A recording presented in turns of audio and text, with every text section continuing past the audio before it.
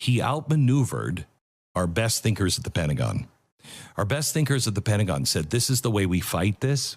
And when we do fight this, God forbid we ever have to fight it, oil will go to $150 to $350 a barrel. That collapses the economy. That's why all of these guys kick the can down the road, because there's no way out. And the Pentagon knew it. It's going to. So all the advisors said, can't do it because it'll do this. Donald Trump says, well, that's not how I'm going to fight the war. I'm going to fight the war differently, and I'm going to keep the strait open. And they're like, Mr. President, you're not going to be able to. Well, really? Watch me. Because here's how we're going to do it. So they all get on board, and they're all like, okay. And he has kept the price between $110 and $70 a barrel. Today, I think it's an $83 or $88 a barrel, something like that, which is totally doable. We've had that kind of price before.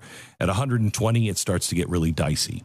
I mean, it's expensive, but it's economy collapsing at 120 to 150 sustained. The economy collapses.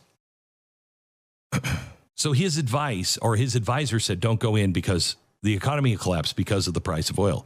He said, no, that's not a problem. Now, I believe that he thought this would end quicker. I think he really thought that there would be somebody that he could kill the top people at the very beginning, and the others would go like, I don't want to die, so I'm with him. But he didn't take into account, I think, how diehard these 12ers actually are. They are in it for the long run. And so this has lasted longer than he thought it would. And because of that, we have had to open up our strategic oil reserves. China opened up their strategic oil reserves. Europe opened up their strategic oil reserves. Everybody now is out of oil in our strategic oil reserves. Out. That's meant for wartime. If we're at the beginning of the war, we're in deep, deep trouble, because there's no cushion now to bring the price from $150 down to $100 a barrel.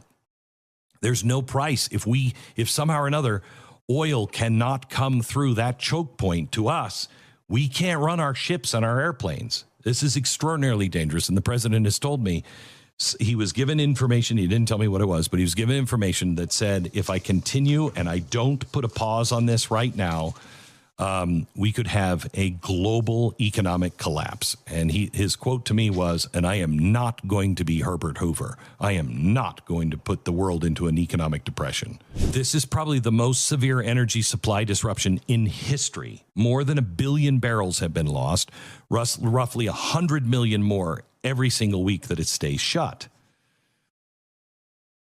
But it's not shut, because if it was shut, we wouldn't have $88 a barrel of oil today.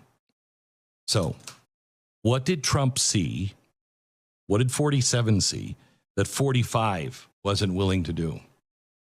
What did Trump 47 see that none of the others were willing to see?